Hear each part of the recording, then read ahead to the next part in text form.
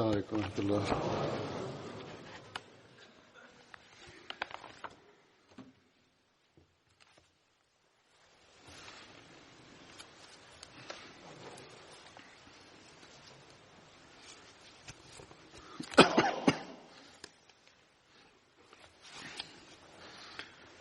أشهد أن لا إله إلا الله وحده لا شريك له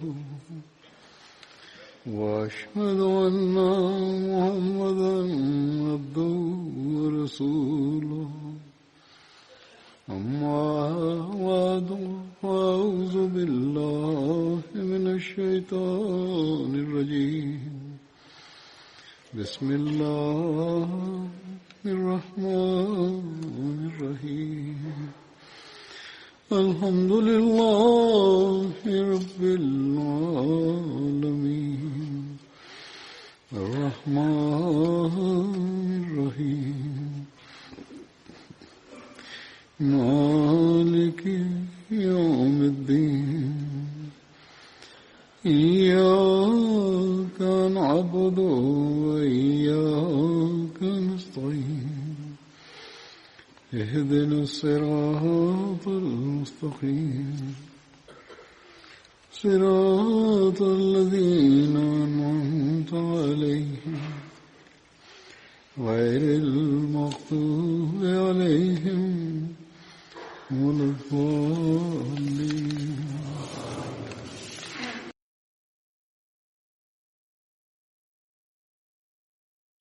கடந்த ஹுத்பாவில் முஹம்மது பின் மஸ்லமா பற்றி கூறப்பட்டது. அதில் ஒரு பகுதி எஞ்சியுள்ளது. அது இப்போது எடுத்து கூறப்படும். காப் பின் அஷ்ரப் உடைய கொலை பற்றி முஹம்மது பின் மஸ்லமா சாக்கு போக்குகளை கூறி அவரை வெளியே கூட்டி வந்து கொலை செய்தார் என்று கூறப்பட்டது.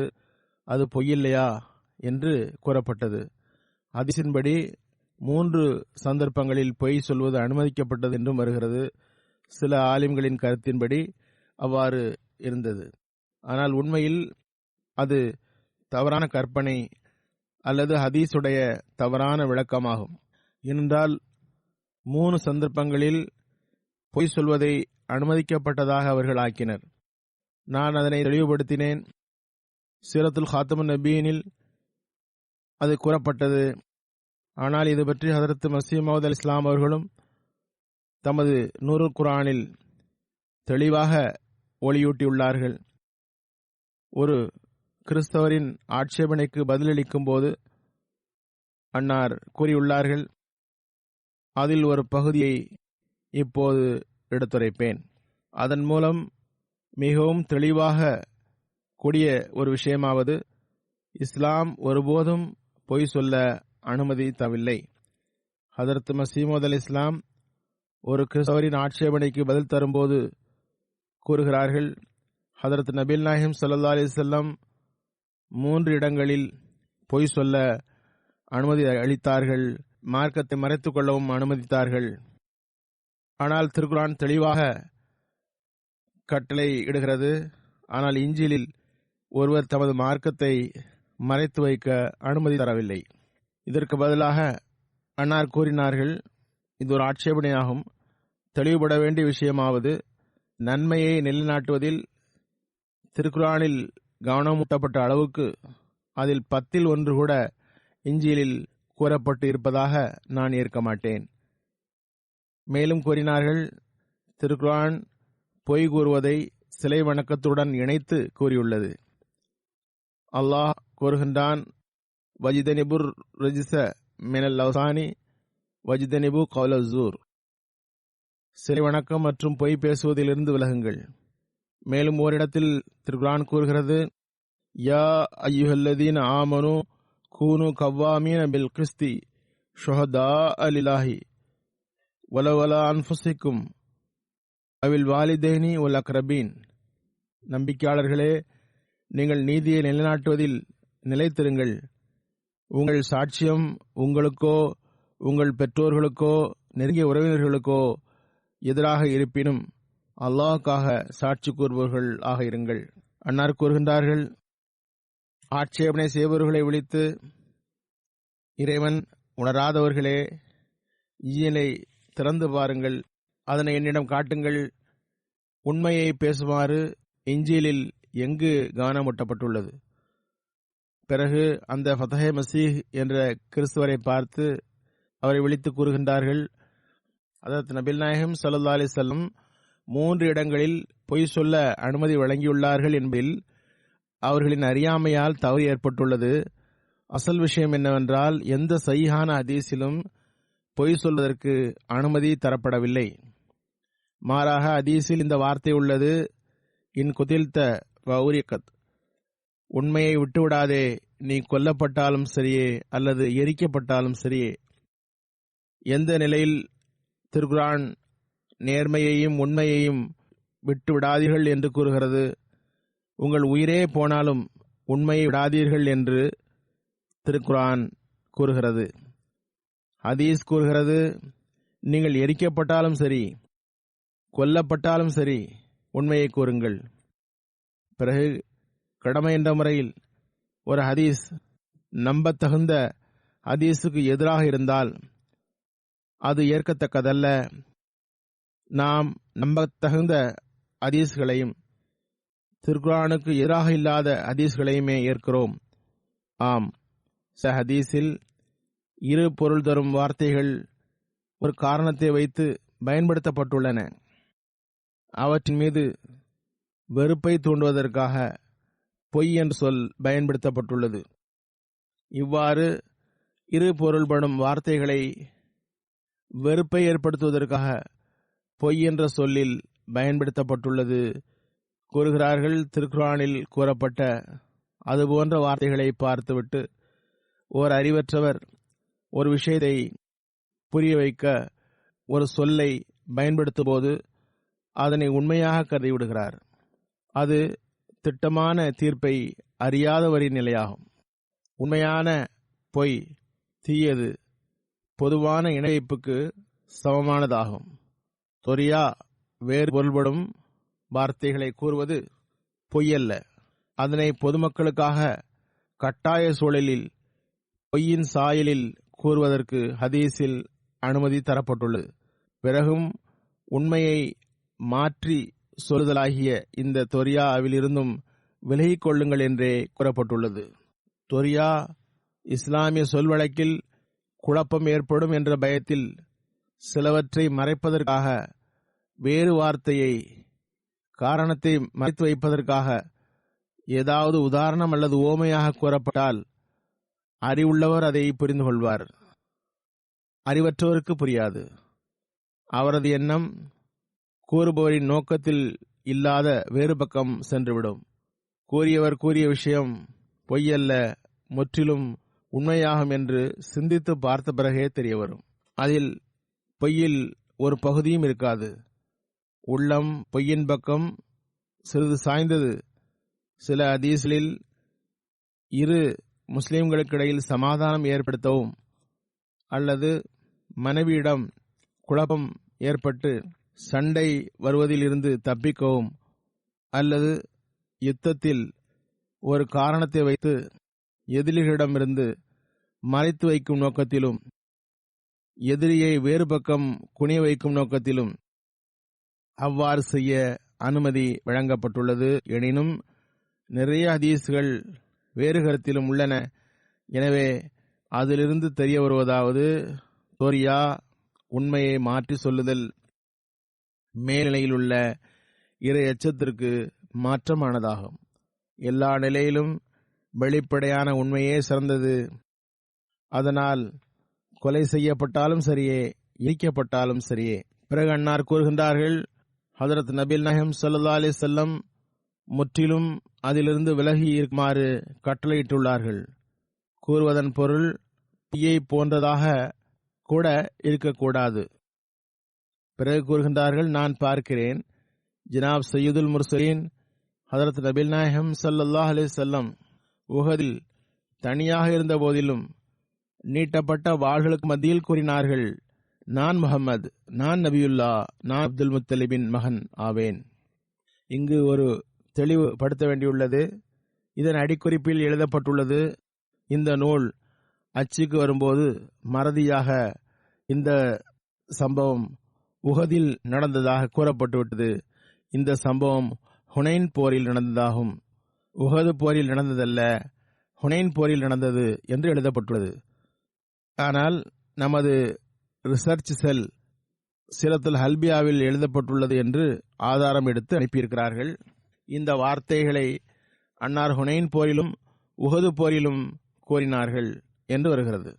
ஆனால் இஷாத் துறை, வெளியீட்டுத்துறை, நசாரத் இஷாத் வருங்காலத்தில் இந்த அடிக்குறிப்பை அகற்ற வேண்டும்.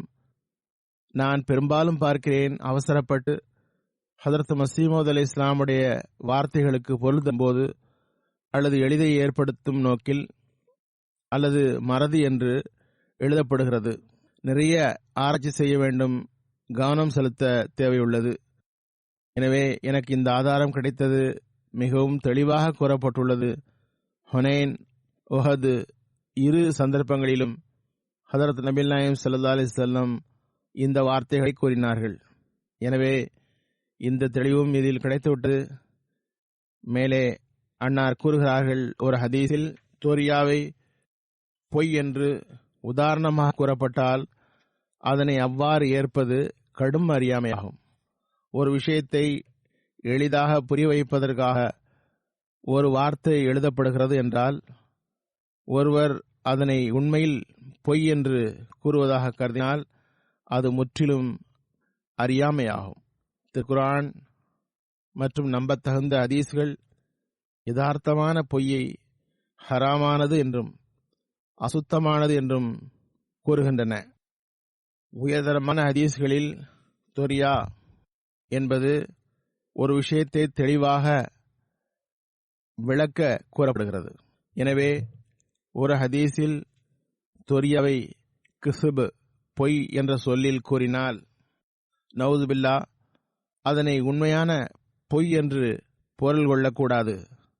மாறாக நுட்பமான தக்வாவின் அடையாளமாவது தொரியாவை கூட உண்மையை மாற்று சொல்லுதலை பொய்யாக கருதி விலகிவிடுவதாகும். தொரியாவை ஓமை வடிவில் பொய் என்று கூறினால் குர்ஆன் மற்றும் நம்பத்தகுந்த ஹதீஸ்களையே பின்பற்ற வேண்டும். ஒரு விஷயம் இதற்கு எதிராக இருந்தால் நாம் அந்த பொருளை ஒருபோதும் ஏற்க மாட்டோம். பிறகன்னார் கூறுகின்றார்கள், திருக்குர்ஆன் பொய்யர்கள் மீது சாபமிடுகிறது. மேலும் கூறுகிறது, பொய்யர் ஷைத்தானின் நண்பர்களாவர். பொய் ஈமானற்ற நிலையாகும். பொய்யர்கள் மீது ஷைத்தான் இறங்குகின்றார். பொய் சொல்லாதீர்கள் என்று மட்டும் கூறவில்லை, மாறாக பொய்யர்களின் நட்பையும் விட்டுவிடுங்கள் என்று கூறுகிறது. அவர்களை உங்கள் நண்பர்களாக ஆக்கிக் கொள்ளாதீர்கள், இறைவனுக்கு அஞ்சுங்கள், உண்மையாளர்களுடன் இருங்கள் என்று கூறுகிறது. ஓரிடத்தில் கூறுகின்றார்கள், ஒரு விஷயத்தை பேசினால் பேசுவது உண்மையானதாக இருக்க வேண்டும். எந்த அடிப்படையிலும் பொய் கூறாதீர்கள். பொய் சம்பந்தமாக இந்த ஆதாரம் வைக்கப்பட்டது, அதில் விளக்கம் வந்துவிட்டது. இப்போது முஹம்மது பின் மஸ்லமா பற்றி அவரது வாழ்க்கையின் மேலும் சில குறிப்புகளை கூறுகின்றேன். பனு நசீர் ஏமாற்றும் விதத்தில் ஹதரத் நபிகள் நாயகம் ஸல்லல்லாஹு அலைஹி வஸல்லம் மீது ஆட்டுக்கல்லை விழச் செய்து கொலை செய்ய சதி திட்டம் தீட்டினார்கள். ஹதரத் நபிகள் நாயகம் ஸல்லல்லாஹு அலைஹி வஸல்லம் அவர்களுக்கு வஹி மூலமாக அது தெரிவிக்கப்பட்டது. உடனே ஹதரத் நபிகள் நாயகம் ஸல்லல்லாஹு அலைஹி வஸல்லம் வேகமாக எழுந்தார்கள், அல்லது ஏதாவது தேவைக்காக எழுந்தார்கள். மதினா நோக்கி சென்றார்கள். ஹதரத் நபிகள் நாயகம் ஸல்லல்லாஹு அலைஹி வஸல்லம் சென்ற பிறகு அன்னாரின் கண்ணியத்திற்குரிய சஹாபாக்களும் அன்னாரை பின்தொடர்ந்து மதினா வந்தார்கள். கண்ணியத்திற்குரிய சஹாபாக்கள் மதினா அடைந்ததும் தெரிய வந்தது, ஹதரத் நபிகள் நாயகம் ஸல்லல்லாஹு அலைஹி வஸல்லம் முஹம்மது பின் மஸ்லமாவை கூப்பிட்டு இருந்தார்கள். அப்போது அபூபக்கர், அல்லாஹ்வின் தூதரே, ஏன் எழுந்து வந்து விட்டீர்கள்? எங்களுக்கு கூட தெரியாதே என்றார்கள்.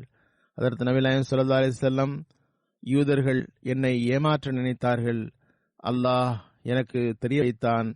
அல்லாஹ் எனக்கு அது குறித்து வசனத்தை இறக்கினான். யா அய்யுஹல்லதீன ஆமனு ஸுக்குரு நிஅமத்தல்லாஹி அலைக்கும் இது ஹம்ம கௌமுன் அன் யப்சுது இலைக்கும் ஐதியஹும் கஃப ஐதியஹும் அன்கும் வத்தகுல்லாஹ் வஅலல்லாஹி ஃபலைதவக்கலில் முஃமினூன். நம்பிக்கை கொண்டவர்களே, அல்லாஹ் உங்களுக்கு செய்த பேருதவியை நினைத்து பாருங்கள். அதாவது, ஒரு சமுதாயத்தினர் தங்களுடைய கைகளை உங்களுக்கு எதிராக நீட்டிய போது அவன் அவர்களுடைய கைகளை உங்களுக்காக தடுத்தான். அல்லாஹ் கஞ்சுங்கள், நம்பிக்கை கொண்டோர் அல்லாஹ்விடமே நம்பிக்கை கொள்ள வேண்டும். எவ்வாறு இருப்பினும் ஹஜ்ரத் நபி நாயகம் ஸல்லல்லாஹு அலைஹி வஸல்லம் முஹம்மது பின் மஸ்லமாவை அழைத்து கூறினார்கள். சம்பவம் இவ்வாறு வருகிறது. முஹம்மது பின் மஸ்லமா ஹஜ்ரத் நபி நாயகம் ஸல்லல்லாஹு அலைஹி வஸல்லம் அவர்களின் சமூகத்திற்கு வந்தார்கள். அன்னார் கூறினார்கள், நீர் பனு நஸீரினுடைய யூதர்களிடம் செல்லுங்கள். அல்லாஹ்வின் தூதர் உங்களிடம் என்னை அனுப்பினார். நீங்கள் இந்த விட்டு வெளியேற வேண்டுமாம் என்று கூறுங்கள். அவர்கள் உடன்படிக்கையை பேணவில்லை, அதனை முறித்து விட்டார்கள். அதற்கான தண்டனை ஊரை விட்டவர்கள் போய்விட வேண்டும் என்பதாகும். அவர் யூதர்களிடம் சென்று, ஹஜ்ரத் ரசூலுல்லாஹி ஸல்லல்லாஹு அலைஹி வஸல்லம் உங்களிடம் ஒரு தூது செய்தியை கூறி அனுப்பினார்கள். ஆனால் நான் அதனை உங்களிடம் கூற மாட்டேன். அதற்கு முன் ஒரு விஷயத்தை உங்களுக்கு நினைவுபடுத்த விரும்புகிறேன். அதனை நீங்கள் உங்கள் சபைகளில் நினைவுபடுத்த வேண்டும் என்று கூறி பழைய விவகாரங்களை கூறினார். பிறகு யூதர்கள் என்ன விஷயம் என்றார்கள். முஹம்மது பின் மஸ்லமா கூறினார், நான் தௌராத்தின் மீது ஆணையிட்டு கூறுகின்றேன். அதனை அல்லாஹ் மூசாவின் மீது இறக்கினான். நீங்கள் அறிவீர்களா? ஹதரத் முஹம்மது முஸ்தபா ஸல்லல்லாஹு அலைஹி வஸல்லம் தோன்றும் முன் நான் உங்களிடம் வந்தேன். நீங்கள் உங்கள் முன் தௌராத்தை விரித்து வைத்திருந்தீர்கள். நீங்கள் அந்த சபையில் கூறினீர்கள், இப்னு மஸ்லமாவே, நாங்கள் உமக்கு உணவளிப்பதை விரும்புகிறீரா? விரும்பினால் உணவு தருகிறோம் என்று கூறினீர்கள். உன்னை யூதனாக ஆக்க விரும்பினால் நாங்கள் உம்மை யூதனாக ஆக்குகிறோம் என்று கூறினீர்கள். அப்போது நான் அவர்களிடம் கூறினேன், எனக்கு உணவளியுங்கள், என்னை யூதனாக ஆக்க வேண்டாம். இறைவன் மீது ஆணையாக நான் ஒருபோதும் யூதன் ஆக மாட்டேன் என்றேன். நீங்கள் ஒரு தட்டில் எனக்கு உணவு தந்தீர்கள். நீங்கள் என்னிடம் கூறினீர்கள், நீங்கள் இது யூதர்களின் மதம் என்று நினைத்து ஏற்க மறுக்கிறீர். அதாவது, யூதர்கள் முஹம்மது பின் மஸ்லமாவிடம் கூறினார்கள், இது யூத மதம் என்று நினைத்து நீங்கள் ஏற்க மறுக்கிறீர்கள். நீங்கள் கேட்டு வைத்ததற்கு இணங்க ஒரு உரிமையை விரும்புகிறீர்கள் என்றால், அபு அமர் ராஹிப் அது உண்மையானதில்லை. அதாவது, நபி வருவது பற்றி கேள்விப்பட்டுள்ளீர்கள். அபு அமர் ராஹிப் அதனை உண்மைப்படுத்துபவர் ஆக முடியாது. மேலும் கூறினார்கள், உங்களிடம் வரும் அந்த இருப்பு நகைப்புக்குரியது. அது யுத்தம் செய்யக்கூடியது. அதன் கண்களில் சிவப்பு இருக்கும். மேலும் கூறினார்கள், உங்களிடம் வரும் அந்த இருப்பு புன்முறுவலுடன் இருக்கும். அது யுத்தம் செய்யக்கூடியது. அதன் கண்களில் சிவப்பு இருக்கும். அது யமனில் இருந்து வரும். வாகனத்தில் செல்லும். ஒட்டகத்தில் சவாரி செய்யும். போர்வை போர்த்தியிருக்கும். சிறிய அளவு உணவில் தன்னிறைவு பெறும். வாள் அதன் தோளின் மீது இருக்கும். அது ஞானத்துடன் பேசும். உமது நெருங்கிய உறவினராக அவர் இருப்பார். அல்லாஹ்வின் மீது ஆணையாக, இந்த நகரில் இப்போது உங்கள் நெஞ்சில் அடி கிடைக்கும், கொலை செய்யப்படுவீர்கள், காது மூக்கு வெட்டப்படும் என்று கூறினீர்கள். உடனே இவர்கள், ஆம், நாங்கள் அவ்வாறு கூறினோம்தான். ஆனால் நாங்கள் கூறிய அந்த நபி இவர் அல்ல. ஹஜ்ரத் நபி நாயகம் ஸல்லல்லாஹு அலைஹி வஸல்லம் அந்த நபி இல்லை என்றார்கள். முஹம்மது பின் மஸ்லமா கூறினார்கள், நான் எனது தூது செய்தியை கூறி முடித்து விட்டேன். நான் கூறிய விஷயத்தையே உங்களிடம் நினைவுபடுத்த விரும்பினேன் என்று கூறியவாறு அவர் அடுத்த விஷயத்திற்கு வந்துவிட்டார். ஹஜ்ரத் ரசூலுல்லாஹி ஸல்லல்லாஹு அலைஹி வஸல்லம் உங்களிடம் அனுப்பினார்கள். நீங்கள் உங்கள் உடன்படிக்கையை முறித்து விட்டீர்கள். உங்களுக்காக போடப்பட்ட உடன்படிக்கையாக இருந்தது. நீங்கள் என்னை ஏமாற்ற முயற்சி செய்தீர்கள். முஹம்மது பின் மஸ்லமா அந்த யூதர்களிடம் அவர்களின் விருப்பத்தை எடுத்து வைத்தார். நீங்கள் இவ்வாறு செய்ய விரும்பினீர்கள். ஹஜ்ரத் அமர் பின் ஜஹாஸ் ஒரு முகட்டில் ஏறி ஒரு பாறையை கீழே தள்ள முயற்சி செய்தார் என்றதும் அவர்கள் மௌனமாகிவிட்டனர். எதுவும் கூற முடியவில்லை. முகமது பின் மஸ்லமா கூறினார், ஹஜ்ரத் நபி நாயகம் ஸல்லல்லாஹு அலைஹி வஸல்லம் கூறினார்கள், நீங்கள் எனது நகரை விட்டு வெளியேறிவிடுங்கள். நான் உங்களுக்கு 10 நாட்கள் அவகாசம் தருகிறேன். பிறகு எவராவது இங்கு தென்பட்டால் அவர்களின் கழுத்தை வெட்டி விடுவேன். யூதர்கள் கூறினர், இப்னு மஸ்லமா இதுபோன்ற ஒரு தூது செய்தியை அவுஸ் கோத்திரத்தை சார்ந்த ஒருவர் கொண்டு வந்தார் என்பதை எங்களால் யோசிக்கவும் முடிந்ததில்லை. ஹஜ்ரத் முகமது பின் மஸ்லமா கூறினார், இப்போது உள்ளம் மாறிவிட்டது. சில நாள்கள் யூதர்கள் ஆயத்தம் செய்து கொண்டார்கள். அவர்களின் சவாரிகள் சூஜதர் என்ற இடத்தில் இருந்தது. அது மதினாவிலிருந்து குஃபா செல்லும் வழியில் 6 மைல் தூரத்தில் இருந்த மேய்ப்பு நிலமாகும். அங்கு கால்நடைகளை மேய்த்து வந்தனர். அங்கிருந்து அவர்களின் சவாரிகள் கொண்டு வரப்பட்டன. மேலும் பனு ஷியா கோத்திரத்திடமிருந்து வாடகைக்கு ஒட்டகங்கள் வாங்கப்பட்டன. இவ்வாறு புறப்பட தயாராகினர். சில வரலாற்று நூலில் உள்ள ஆதாரமாகும். யூதர்களின் விளக்கம் என்னவென்றால், அதனை விளக்கியவாறு ஹஜ்ரத் 2வது கலீஃபத்துல் மஸீஹ் எழுதுகிறார்கள், பனு குரைலாவின் நம்பிக்கை முறிவு சம்பவமாகும். அதனை பனு அம்மார் யாசர் சம்பவங்களை கூறும்போது நான் விளக்கிறேன்.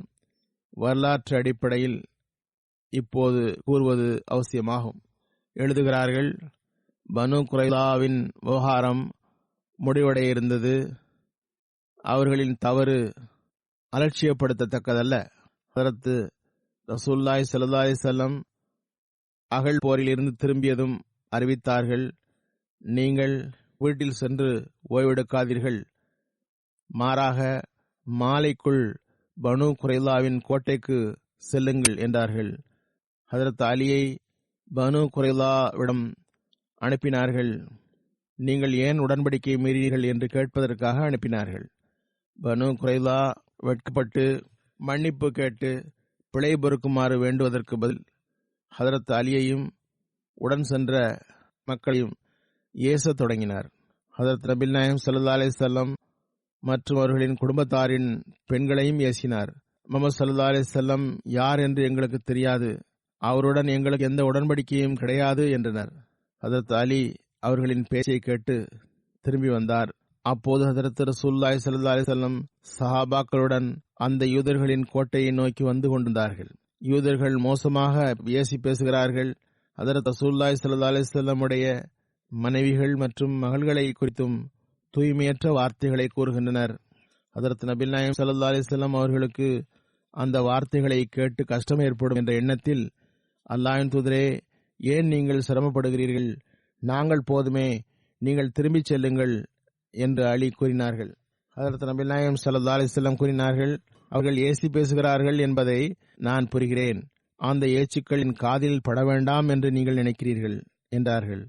ஹஜ்ரத் அலி கூறினார்கள், ஆம் யா ரசூலல்லாஹ், விஷயம் அதுதான். உடனே ஹஜ்ரத் ரசூலுல்லாஹி ஸல்லல்லாஹு அலைஹி வஸல்லம், பிறகு என்ன நடந்தது? ஏசி பேசுகிறார்கள்.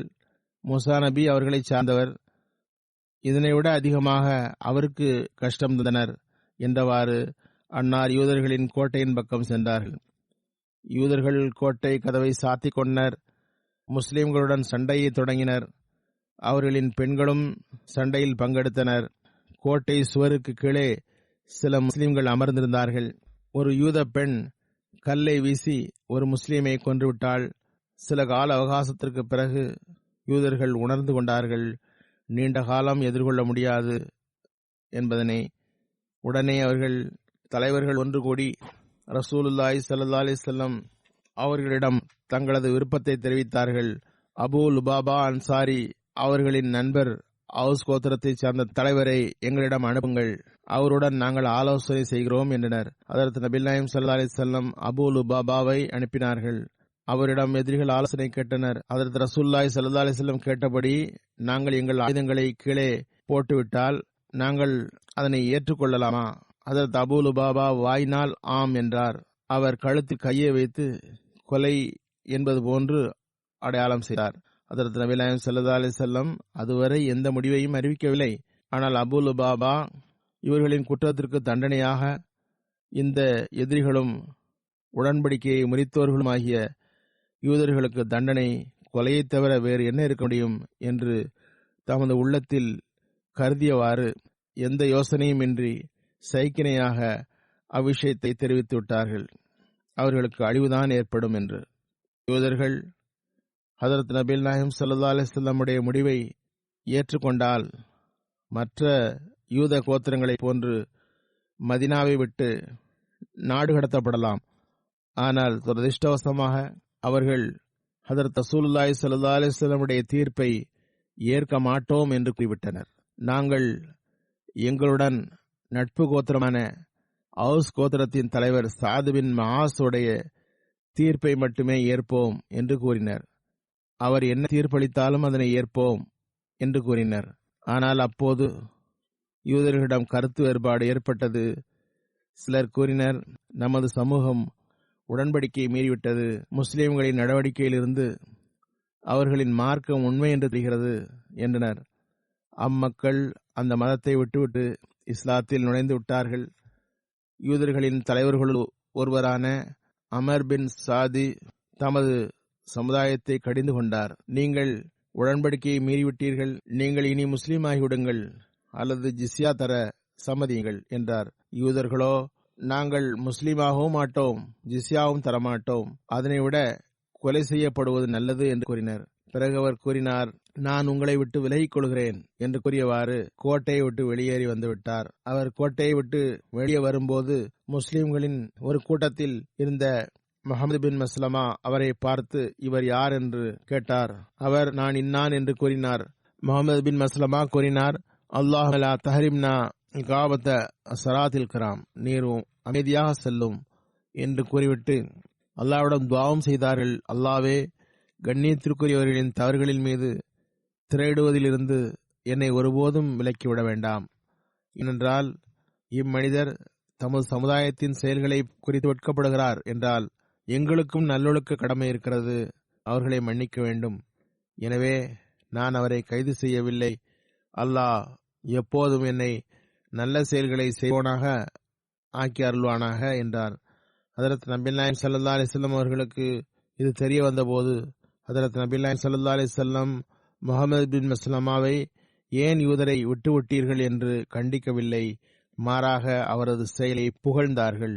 முஸ்லிம்கள் ஹதரத் நபி நாயகம் ஸல்லல்லாஹு அலைஹி வஸல்லமுடைய போதனைக்கு ஏற்ப எப்போதும் நேர்மையை கடைபிடித்தனர். கைபர் வாசிகள் விஷமம் செய்தனர். அதனால் அபு ராஃபி என்ற யூதரின் கொலை நடந்தது. அந்த சம்பவம் இவ்வாறாகும். அவரை கொல்வதற்கு சஹாபாக்களின் ஒரு குழு அனுப்பப்பட்டது. அதிலும் முஹம்மது பின் மஸ்லமா இருந்தார். அவர்தான் அபு ராஃபியை கொலை செய்தார். கொன்றது ஒருவர்தான். இதற்காக ஒரு குழு அங்கு சென்றது. ஹதரத் மிர்சா பஷீர் அஹமத் சாப் இந்த சம்பவத்தை ஹதீஸ்களிலிருந்து இவ்வாறு விளக்கியிருக்கிறார்கள். யூதர்களின் தீய செயல்களினால் முஸ்லிம்களுக்கு எதிரில் அஹ்ஸாப் யுத்தம் ஹிஜ்ரி 5ஆம் ஆண்டு நடந்தது. அப்போது ஹுயே பின் அக்தப் என்ற பனு குரைலாவின் விஷமம் எல்லையை தொட்டது. சலாம் பின் அபி ஹுகைக் என்ற மனிதரின் சுட்டு பெயர் அபு ராஃப் என்பதாகும். அவர் கைபர் பகுதியில் சுதந்திரமாக தமது குழப்பமூட்டும் செயல்களில் மூழ்கியிருந்தார். அஹ்ஸாப் போரின் தோல்வி மற்றும் செயலிழப்பு, பனு குரைலாவின் தீய முடிவு ஆகியவை அவரது கோபத்தை இன்னும் அதிகமாக்கியது. அத்ஃபானுடைய கோத்திரத்தின் குடியிருப்புகள் கைபருக்கு மிக அருகில் இருந்தன. கைபர் யூதர்கள் நஜிதின் கோத்திரத்தார் அக்கம் பக்கத்தவர் ஆவர். எனவே அபு ராஃபி என்பவர் பெரும் வணிகராகவும் பெரிய மனிதராகவும் இருந்தார். நஜிதின், குறைஷி மற்றும் யுத்தத்தில் தோற்ற சமுதாயத்தை முஸ்லிம்களுக்கு எதிராக தூண்டிவிட்டுக் கொண்டே இருந்தார். ஹதரத் நபி நாயகம் ஸல்லல்லாஹு அலைஹி வஸல்லம் அவர்களை எதிர்ப்பதில் கஅப் பின் அஷ்ரபுக்கு முற்றிலும் ஒத்தவராக இருந்தார். அந்த வகையில் நாம் குறிப்பிடும் அந்த காலத்தில் அவர்கள் அத்ஃபான்களை ஹதரத் நபி நாயகம் ஸல்லல்லாஹு அலைஹி வஸல்லம் அவர்களை எதிர்த்து நிற்க பெரும் பொருளுதவி செய்தார். வரலாற்றிலிருந்து தெரிய வருவதாவது, ஷாபான் மாதம் பனு சாது தரப்பில் இருந்து ஒரு ஆபத்து முஸ்லிம்களுக்கு உருவானது. அதனை தடுப்பதற்காக ஹதரத் அலி தலைமையில் ஒரு படையை மதினாவிலிருந்து அனுப்பப்பட்டது. அவர்களை தோண்டியதிலும் கைபர் யூதர்களின் கரம் இருந்தது. அபூ ராஃபியின் தலைமையில் அவர்கள் இதனை செய்து வந்தார்கள். அபூ ராஃபி அத்துடன் இருக்கவில்லை. அவரது பகமை முஸ்லிம்களின் இரத்த தாகம் கொண்டதாக இருந்தது. ஹஜ்ரத் நபிகள் நாயகம் ஸல்லல்லாஹு அலைஹி வஸல்லமுடைய இருப்பு அவரது கண்களை பெரிதும் உறுத்தி கொண்டே இருந்தது. இறுதியில் அவர் ஒரு சதித்திட்டம் தீட்டியவாறு அஹ்ஸாப் யுத்தம் போன்று நஜிதின் கோத்திரத்தையும் அத்ஃபான் மற்றும் பிற கோத்திரங்களையும் சென்று சந்தித்தார். முஸ்லிம்களை ஒன்று சேர்ந்து தாக்குவதற்காக பெருமளவில் திரட்டத் தொடங்கினார். எந்த அளவுக்கு செய்துவிட்டார் என்றால், முஸ்லிம்களின் கண்களுக்கு முன் அஹ்ஸாபுடைய தோற்றம் தென்பட தொடங்கியது. ஹஜ்ரத் நபிகள் நாயகம் ஸல்லல்லாஹு அலைஹி வஸல்லமுடைய சமூகத்தில் கஸ்ரஜுடைய சில அன்சாரி வந்து இந்த குழப்பத்திற்கு முடிவு கட்ட இந்த குழப்பத்தின் செயலராக விளங்குகின்ற ராஃபியை அழிப்பதே சரியான முடிவாகும், அபூ ராஃபியை அழிப்பதே சரியான முடிவாகும் என்று கூறினர். ஹஜ்ரத் நபிகள் நாயகம் ஸல்லல்லாஹு அலைஹி வஸல்லம் அதனை யோசித்தவாறு நாட்டில் இரத்தம் ஓட்டுவதை விடுத்து ஒரு குழப்பமூட்டும் ஒரு மனிதரை கொல்வது சிறந்தது என்று முடிவெடுத்தார்கள். இதனால் அதற்கு அனுமதி வழங்கினார்கள். அப்துல்லா பின் அத்தீக் அன்சாரியின் தலைமையில் 4 கஸ்ரஜ் சஹாபிகளை அபூ ராஃபியிடம் அனுப்பினார்கள். செல்லும் பொழுது கவனமூட்டினார்கள், பாருங்கள், எந்த பெண்களையோ குழந்தைகளையோ கொல்லக்கூடாது. இந்த வகையில் ஹிஜ்ரி 6ஆம் ஆண்டு ரமதான் மாதம் அந்த குழு புறப்பட்டது. மிகவும் எச்சரிக்கையுடன் தமது பணி முடித்து திரும்பி வந்தது. இந்த துன்ப மேகம் மதினாவை விட்டு விலகியது. இந்த சம்பவத்தின் விவரம் புகாரியில் இவ்வாறு வருகிறது. பரா பின் ஆசிம் அறிவிக்கின்றார், ஹஜ்ரத் நபிகள் நாயகம் ஸல்லல்லாஹு அலைஹி வஸல்லம் சஹாபாக்களின் ஒரு குழுவை அபூ ராஃபியிடம் அனுப்பினார்கள். அக்குழுவுக்கு அப்துல்லா பின் அத்தீக் தலைவராக நியமிக்கப்பட்டார். அபூ ராஃபி ஹஜ்ரத் நபிகள் நாயகம் ஸல்லல்லாஹு அலைஹி வஸல்லம் அவர்களுக்கு மிகவும் தொல்லை கொடுத்து வந்தான். அன்னாருக்கு எதிராக மக்களை தூண்டினான், உதவி செய்தான். அப்துல்லா பின் அத்தீக் மற்றும் அவருடன் இருந்தவர்கள் அபூ ராஃபியுடைய கோட்டைக்கு அருகில் வந்ததும் சூரியன் மறைந்துவிட்டது. அப்துல்லா பின் அத்தீக் உடன் இருந்தவர்களை பின்னால் போக சொல்லிவிட்டு கோட்டையின் வாசலுக்கு அருகில் சென்றார். போர்வையால் மூடிக்கொண்டு தனது தேவையை நிறைவேற்ற அமர்வது போன்று அமர்ந்து கொண்டார். கோட்டை கதவை மூடக்கூடியவர் வாசலுக்கு வரும்போது அப்துல்லாவை பார்த்து, மனிதரே, கோட்டை கதவை மூடப்போகிறேன், உள்ளே வருவதாயின் உடனே வா என்றார். அப்துல்லா போர்வையால் மூடிக்கொண்டே உள்ளே போய் ஒரு இடத்தில் மறைந்து கொண்டார். கதவை மூடுபவர் கதவை மூடிவிட்டு சாவியை ஓரிடத்தில் தொங்க விட்டுவிட்டு போய்விட்டார். பிறகு அப்துல்லா பின் அத்தீக் கூறுகிறார், நான் எனது இடத்தில் இருந்து வெளியே வந்து கோட்டை கதவை திறந்து வைத்துக் கொண்டேன். தேவைப்பட்டால் அவசரமாக வெளியேறுவதற்காக அவ்வாறு செய்தேன். அப்போது அபூ ராஃபி மேல் மாடியில் இருந்தார். அவரை சுற்றி நிறைய பேர் இருந்தார்கள். அவர்களுடன் பேசிக் கொண்டிருந்தார். அவர்கள் எழுந்து சென்றதும் அமைதியாகிவிட்டது. நான் மாடிப்படி மேலேறி மேல் சென்றேன். எனது வழியில் வந்த வாசலை உள்ளே சென்று மூடிக்கொண்டேன். நான் அபூ ராஃபியின் அறைக்கு சென்றதும் அவர் விளக்கை அணைத்துவிட்டு உறங்க தயாராகிக் கொண்டிருந்தார். அறை முழுவதும் இருட்டாக இருந்தது. நான் குரல் எழுப்பி அபூ ராஃபியை அழைத்தேன். யார் என்று அவர் கேட்டார். அந்த குரலை வைத்து அனுமானித்தவாறு அவர் பக்கம் சென்று ஒரு தாக்குதல் தொடுத்தேன். கடும் இருளாக இருந்தது. எனக்கு பயம் ஏற்பட்டது. வெட்டு தவறாகிவிட்டது. அபூ ராஃபி வீல் என்று கத்தினான். அறையை விட்டு வெளியே வந்தான். சிறிது நேரம் கழித்து நான் என் குரலை மாற்றியவாறு அறைக்குள் வந்து குரல் கொடுத்தேன். அபூ ராஃபி, என்ன சப்தமாக உள்ளது என்றேன். அவன் எனது மாற்றப்பட்ட குரலை அடையாளம் காண முடியாததால், உனது தாய் உன்னை இழக்கட்டும், இப்போதான் ஒரு மனிதன் என்னை வாளால் தாக்கினான் என்றார். நான் அவனது குரலை கேட்டு அருகில் சென்று வாளால் தாக்கினேன். பிறகும் அவன் மரணிக்கவில்லை. பிறகு 3வது ஒரு தாக்குதல் தொடுத்து அவனை கொலை செய்து விட்டேன். பிறகு நான் அவசரமாக கதவை திறந்து வெளியே வந்தேன். நான் ஏணிப்படியில் இறங்கும்போது சில அடிகளே எஞ்சியிருக்கும் பொழுது நான் முழுவதும் இறங்கிவிட்டதாக கருதி இருளில் விழுந்து விட்டேன். இறுதி படிக்கட்டில் அருகில் விழுந்ததனால் எனது கால் பாத எலும்பு உடைந்தது. ஒரு ரிவாயத்தில் இவ்வாறு வருகிறது, கால் பாத எலும்பு இணைப்பு இறங்கிவிட்டது என்று. ஆனால் நான் எனது தலைப்பாகையால் கட்டியவாறு வெளியில் வந்தேன். நான் எனக்குள் அபு ராஃபியின் மரணத்தை உறுதி செய்யாமல் திருப்தி அடைய மாட்டேன் என்று கூறிக்கொண்டேன். பிறகு நான் கோட்டைக்கு அருகில் மறைவாக அமர்ந்து கொண்டேன். விடிந்ததும் கோட்டையிலிருந்து ஒருவரின் குரல் என் காதில் விழுந்தது. அபு ராஃபி வணிகர் இஜாஸ் இறந்துவிட்டார். உடனே நான் எழுந்து சிறிது சிறிதாக எனது உடனிருந்தவர்களை சென்று சேர்ந்தேன். பிறகு நாங்கள் மதினா வந்து ஹஜ்ரத் நபிகள் நாயகம் ஸல்லல்லாஹு அலைஹி வஸல்லம் அவர்களிடம் அபு ராஃபியுடைய கொலை பற்றி தகவல் தந்தோம். அன்னார் எல்லா சம்பவங்களையும் கேட்டுவிட்டு என்னிடம் உமது கால் பாதத்தை காட்டுமாறு சைக்கினை செய்தார்கள். நான் எனது கால் பாதத்தை காட்டினேன். அன்னார் துவா செய்தவாறு தமது அருளுக்குரிய கரத்தினால் தடவினார்கள். எனக்கு அதுவரை எந்த வலியும் வரவே இல்லை என்பது போன்று உணர்ந்தேன்.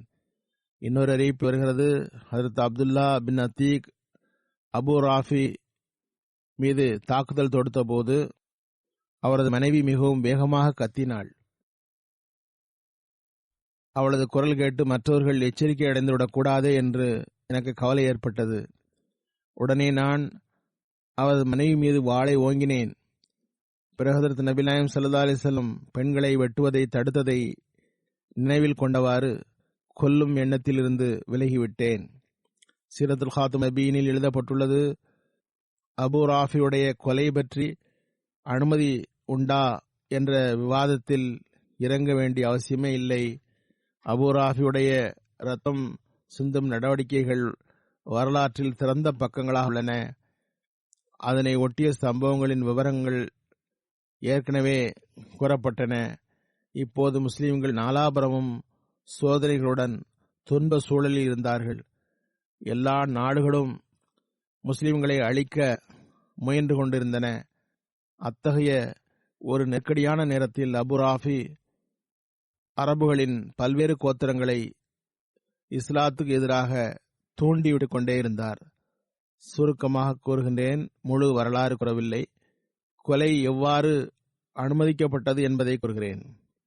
அஹ்ஸாப் போருக்கு பிறகு அரபு கோத்திரம் மீண்டும் ஒருமித்து மதினா மீது தாக்குதல் தொடுக்க வைக்க ஒரு முயற்சி செய்தார். அரபு நாட்டில் அப்போது எந்த ஆட்சியும் இருக்கவில்லை. அவர்கள் மூலம் தீர்ப்பை பெறுவதற்கு வழியில்லை. ஒவ்வொரு கோத்திரத்தாரும் தம்மளவில் சுதந்திரமாக இருந்தனர். ஒரு சமுதாயம் தமது பாதுகாப்புக்கு தாமே ஏதாவது திட்டம் தீட்டினால் தவிர வேறு வழி இல்லாமல் இருந்தது. முந்தைய ஹுத்பாவில் இது விளக்கப்பட்டது. ஆட்சியே அவர்களுடையது. இந்நிலையில் சஹாபாக்கள் செய்தது முற்றிலும் சரியாகும். யுத்த நிலையில் ஒரு சமுதாயம் ஜீவ மரண நிலையில் கழிக்கும் போது இத்தகைய திட்டங்கள் முற்றிலும் அனுமதிக்கப்பட்டதாக இருந்தன. ஹஜ்ரத் உமர் ரலியல்லாஹு அன்ஹு முஹம்மது பின் மஸ்லமாவை தமது ஹிலாஃபத்து காலத்தில் ஜுஹைனா கோத்திரத்திடம் ஜகாத் வசூலிப்பதற்காக அனுப்பினார்கள். ஹிலாஃபத்துடைய அவையில் ஏதாவது பணியாள் மீது புகார் கூறப்பட்டால் உமர் ரலியல்லாஹு அன்ஹு அதனை ஆய்வு செய்ய இவர்களையே அனுப்புவார்கள். உமர் ரலியல்லாஹு அன்ஹு அவர்களுக்கு அவர் மீது பெரும் நம்பிக்கை இருந்தது. அரசு வசூலுக்காக அன்னாரையே முஹம்மது பின் மஸ்லமாவையே நியமித்தார்கள். பல்வேறு பகுதிகளில் உமர் ரலியல்லாஹு அன்ஹுடைய கிலாஃபத்துக்குட்பட்ட பகுதிகளில் பிரச்சனையை தீர்த்து வைக்க அனுப்பி வைத்தார்கள். கூஃபாவில் சாத் பின் அபி வக்காஸ் ஒரு அரண்மனையை அமைத்தார்கள். அதனை மேற்பார்வை செய்வதற்காக இவர் உமர் ரலியல்லாஹு அன்ஹுடைய பிரதிநிதியாக இருந்தார்கள். அது சம்பந்தமாக அறிவிப்புகள் இவ்வாறு வருகின்றன. உமர் ரலியல்லாஹு அன்ஹு அவர்களுக்கு தெரிய வந்தது, சாத் பின் அபி வக்காஸ் ஒரு அரண்மனையை அமைக்கிறார், அதில் ஒரு வாசல் வைத்துள்ளார், அதன் வழியாக சப்தம் கேட்கவில்லை என்று கேள்விப்பட்டு முஹம்மது பின் மஸ்லமாவை அனுப்பி வைத்தார்கள். உமர் ரலியல்லாஹு அன்ஹுடைய வழக்கம் என்னவென்றால், வழக்கமாக ஒரு பணியை செய்வதற்கு முகமது பின் மஸ்லமாவை அனுப்பி வைத்தார்கள். அதற்கு உமர் ரலியல்லாஹு அன்ஹு அன்னாரிடம் கூறினார்கள், சாதிடம் போய் அவரது வாசலை எரித்து விடு. இந்த வகையில் அவர் கூஃபா போய் வாசலை அடைந்து நெருப்பை மூட்டி வாசலை எரித்து விட்டார். சாதுக்கு தெரிய வந்து வெளியில் வந்தார்கள். முகமது பின் மஸ்லமா எல்லா விஷயங்களையும் கூறினார்கள். ஹதரத் உஸ்மான் ரலியல்லாஹு அன்ஹுடைய ஷஹாதத்திற்கு பிறகு ஹதரத் முகமது பின் மஸ்லமா பற்றி வருகிறது. அவர் உஸ்மானுடைய ஷஹாதத்திற்கு பிறகு தனிமையில் காலம் கழித்தார். மரத்தால் ஆன வாள் செய்து கொண்டார். ஹதரத் நபி நாயகம் ஸல்லல்லாஹு அலைஹி வஸல்லம் எனக்கு கட்டளையிட்டார்கள். முகமது பின் மஸ்லமா கூறுகிறார்கள், ஹதரத் நபி ஸல்லல்லாஹு அலைஹி வஸல்லம் எனக்கு ஒரு வாள் பரிசு தந்தார்கள். அதனை வைத்து இணை வைப்பவர்களுடன் அறப்போர் செய்யுங்கள். அவர்கள் உம்முடன் யுத்தம் செய்யும் வரை செய்யுங்கள். முஸ்லீம்கள் ஒருவரை ஒருவர் கொல்வதை கண்டால் இந்த வாளை பாறையில் கொண்டு போய் அடித்துடு. அது உடையும் வரை செய். பிறகு வீட்டில் அமர்ந்து கொள். உன்னிடம் ஏதாவது தவறு செய்பவரின் கை வரும் வரை அல்லது மரணம் வரும் வரை. ஆகவே அவர் அவ்வாறே செய்தார். குழப்பங்களிலிருந்து விலகியிருந்தார். ஜமல் போர் மற்றும் ஷஃபீன் போரில் பங்கெடுக்கவில்லை. சுஹைப் பின் உசைர் அறிவிக்கின்றார்கள், நாங்கள் ஹதரத் ஹுதைபாவிடம் அமர்ந்திருந்தோம். அவர் கூறினார், நான் ஒரு மனிதரை அறிவேன். அவரை எந்த குழப்பமும் சிறிதும் நஷ்டம் விளைவிக்க முடியாது. நாங்கள் அவர் யார் என்று கேட்டோம். ஹதரத் ஹுதைபா கூறினார்கள், அவர் ஹதரத் முகமது பின் மஸ்லமா அன்சாரி ஆவார். பிறகு ஹதரத் ஹுதைபா மரணித்து விட்டார்கள். குழப்பமும் வெளிப்பட்டு விட்டது. மதீனாவை விட்டு வெளியேறியவர்களுடன் வெளியேறினேன். நான் தண்ணீர் உள்ள ஒரு இடத்தை அடைந்தேன். அங்கு ஒரு உடைந்த குடாரத்தை கண்டேன். அது ஒருபுறம் அழிந்து இருந்தது. அதனுள்ளே காற்று நுழைந்தது. இது யாருடைய கூடாரம் என்று கேட்டேன். மக்கள், இது முகமது பின் மஸ்லமாவுடைய கூடாரம் என்றார்கள். நான் அவரிடம் வந்தேன். அவர் வயோதிகராக இருந்தார். நான் அவரிடம், அல்லாஹ் உங்கள் மீது கருணை காட்டுவானாக. நான் பார்க்கிறேன், நீங்கள் முஸ்லிம்களில் மிகச் சிறந்தவர்களுள் ஒருவராக இருந்தீர்கள். நீங்கள் உங்கள் நகரம், வீடு, மக்கள், குடும்பத்தார், அக்கம்பக்கத்தவர் அவர்களையெல்லாம் விட்டுவிட்டீர்கள். அவர் கூறினார், நான் இவற்றையெல்லாம் தீமைகளின் மீது உள்ள வெறுப்பினால் செய்தேன். அவரது வஃபாத்து பற்றியும் கருத்து வேறுபாடுகள் உள்ளன. பல்வேறு அறிவிப்புகளில் ஹிஜ்ரி 43, 44, ஹிஜ்ரி 46 மதீனாவில் அவரது மரணம் நிகழ்ந்தது என்று வருகிறது. அப்போது அவருடைய வயது 77 இருந்தது. அவரது ஜனாசா தொழுகையை மர்வான் பின் ஹக்கம் தொழுவித்தார்கள். அவர் மதீனாவில் அமீராக இருந்தார்கள். அறிவிப்பில் இவ்வாறு வருகிறது, ஒருவர் அவரை ஷஹீதாக்கி விட்டார்கள் என்றும் இவ்வாறும் ஒரு குறிப்பு காணப்படுகிறது. தொழுகைக்கு பிறகு ஒரு ஜனாசா ஹாசிர், அதாவது கொண்டு வரப்பட்ட ஒரு ஜனாசாவை தொழுகை நடத்துவேன். கண்ணியத்திற்குரிய தாஜுத்தீன் சாஹாப், இவர் கண்ணியத்திற்குரிய சதுர்தீன் சாஹாபுடைய மகன். 10 பிப்ரவரி அன்று 84 வயதில் மரணமடைந்தார்கள். இன்னா லில்லாஹி வ இன்னா இலைஹி ராஜிஊன். மர்ஹூம் அல்லாஹ்வின் அருளால் மூசியாக இருந்தார்கள். இவர் உகாண்டாவில் பிறந்தார். 1967 யூகேவுக்கு ஷிஃப்ட் ஆனார்கள். 1984 இஸ்லாமாபாத்தில் நிலம் வாங்கப்பட்ட போது மர்ஹூம் இஸ்லாமாபாத்திற்கு பணி செய்வதற்காக தம்மை ஒப்படைத்தார்கள். ஹதரத் கலிஃபத்துல் மசி ராபியிடம். பிறகு 22 வருடங்கள் இஸ்லாமாபாத்தில் மிகவும் மன தூய்மையுடன் பெரும் தொண்டு செய்யக்கூடிய வாய்ப்பு பெற்றார்கள். இஸ்லாமாபாத்தில் முதல் ஜல்சாவுக்கு செய்யும் ஏற்பாட்டில் இருந்து கடைசி ஜல்சா வரை சேவை செய்தார். ஹதரத் மசீமோத் அலை இஸ்லாமுடைய விருந்தினர்களுக்கு சேவை செய்தார்கள். எல்லா வகையான டெக்னிக்கல் பணிகளும் அறிந்திருந்தார்கள். அவருக்கு இஸ்லாமாபாத்தில் இரவும் பகலும் எல்லா வகையான பணியும் செய்யும் வாய்ப்பு கிடைத்தது. எலக்ட்ரிக், பிளம்பிங், சானிட்டரி, மரவேலை மற்றும் செய்யக்கூடியவராக இருந்தார்கள். மர்ஹூம் தொழுகை நோன்புகளில் பேணுதல் உள்ளவர், மார்க்கவாதி, கட்டுப்படக்கூடியவர், இனிமையாக பழகுபவர், ஹிலாஃபத்துடன் ஆழிய தொடர்பு கொண்டவர். இவரது மகன்வழி பேரன் முதபருத்தீன் சாஹாப் யூகேவில் ஜாமியா பாஸ் செய்தார். எம்டிஏவில் தற்போது பணி செய்கிறார். அவர் எழுதுகிறார், இஸ்லாமாபாத்தில் இருக்கக்கூடிய பெரும்பாலார் கூறுகின்றார்கள், இவர் மிகவும் உழைப்புள்ளவர், தாதா ஜான் எப்போதும் கூறுவார், அவர் இஸ்லாமாபாத் வரும்போது முற்றிலும் தனியாக இருந்தார்களாம். ஆரம்பத்தில் மின்சாரமோ ஹீட்டிங்கோ இருந்ததில்லை. பெரும் சிரமமான காலமாக இருந்தது. பிறகும் ஜமாத் மற்றும் காத்தின் ஹலீஃபாவுக்காக தியாகம் செய்யும் வாய்ப்பு கிடைத்ததற்காக மகிழ்ச்சியடைந்தார்கள். குறித்த நேரத்தில் தொழுவது, உழைத்து பணி செய்வது, விருந்தோம்பல் ஆகியவை அவரிடம் இருந்த சிறப்பு பண்புகளாகும். இன்னும் எழுதக்கூடியவர்களும் இதே சிறப்புகளை எழுதியிருக்கிறார்கள். முஜீப் சியால்கோட்டி சாப் கூறுகின்றார்கள், இஸ்லாமாபாத்தில் ஒர்க் ஷாப் உருவாக்கினார்கள். மெஷின்களை வைத்து பணி செய்வதில் நிபுணராக இருந்தார்கள்.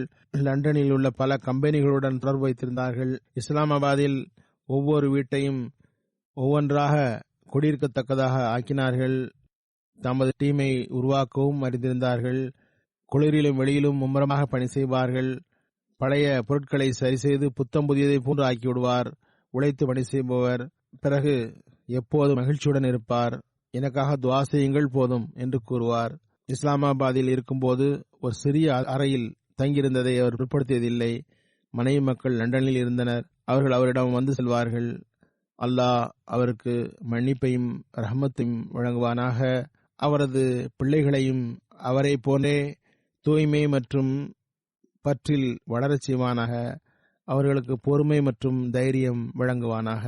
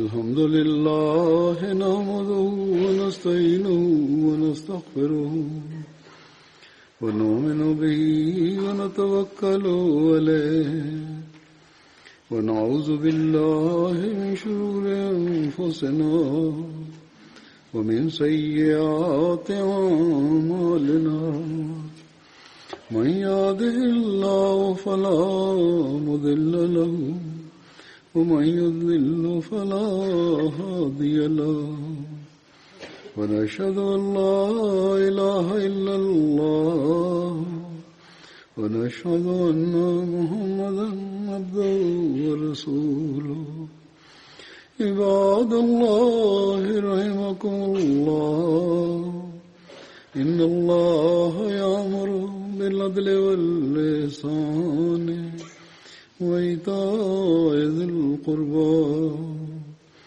وينهى عن الفحشاء والمنكر والبغي يعظكم لعلكم تذكرون اذكروا الله يذكركم وادعوه يستجب لكم ولذكر الله أكبر.